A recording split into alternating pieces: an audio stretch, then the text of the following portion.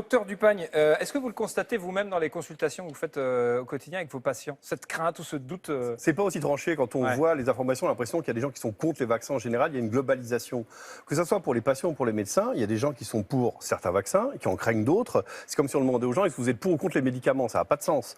Il y a des vaccins très utiles, d'autres moins utiles et d'autres inutiles, c'est tout. Mais est-ce que vous arrivez à convaincre certains de vos patients qu'il est quand même bon pour eux de se faire vacciner? Ou est-ce qu'il Oui, y a cette pour les crainte, vaccins c'est tellement indispensables, important, il n'y a vraiment pas de problème.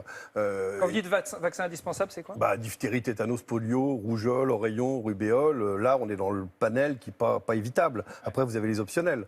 Mais en tout cas dans le cœur des vaccins indispensables, c'est rare. Il y a vraiment les anti-vaccinaux primaires, les sectaires je dirais. Mais sinon les gens, ils ont juste peur de certains vaccins. Et il y en a un seul d'obligatoire, hein, docteur, c'est effectivement des DT polio. C'est un triple, c'est diphtérie, tétanos, polio. Et voilà, c'est le seul qui soit ça, vraiment c'est quand obligatoire. on a des enfants qui vont à la crèche ou à l'école ou au sport. Alors, attention, ça c'est obligatoire légalement. Ensuite, il y a ceux qui ne sont pas obligatoires, mais si vous ne les faites pas, vous n'avez aucune chance d'aller en crèche, par exemple comme les rougeoles, rayons, rubéole. Exactement. C'est obligatoire, oui. C'est-à-dire qu'ils vous demandent de contrôler de toute façon, c'est un vaccin utile, clairement. Les carnets de santé. Les vaccins qui font peur, quels sont-ils? Alors, par exemple, le Gardasil, c'est-à-dire celui qui lutte contre le papillomavirus, qui est censé effectivement entraîner le cancer du col de l'utérus. Voilà, là, c'est effectivement un vaccin qui fait peur. Il n'y a que 17% des Français qui se vaccinent, mais il y a effectivement des polémiques. C'est-à-dire qu'il y a des affaires en cours aujourd'hui, des affaires judiciaires.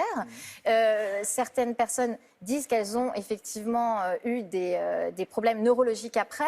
Il y a quand même une chose qui est avérée, c'est un lien, certes très faible, mais de 2 pour 100 000 avec la maladie de Guillain-Barré. Donc, docteur, je ne sais pas, qu'est-ce que vous en pensez? Le Gardasil, on ne fait pas? C'est typiquement le vaccin qui est controversé. On ne sait toujours pas actuellement si le Gardasil diminue le risque de faire un cancer du col. C'est quand même impressionnant pour un vaccin qui est décidé à faire ça. On attend, on espère, mais on n'a toujours pas la preuve qu'il diminue le risque de faire un cancer du col de l'utérus qui, par ailleurs, est dépisté par frottis. À côté de ça, on a la preuve qu'une fois sur 100 000 environ, il provoque des accidents sérieux. Donc, typiquement, il n'y a pas de dogme, c'est-à-dire qu'une mère de famille peut très bien se dire dans ces conditions, je préfère attendre, je préfère pas le faire. On n'est pas du tout dans des gens qui sont complètement complotistes sur les vaccins.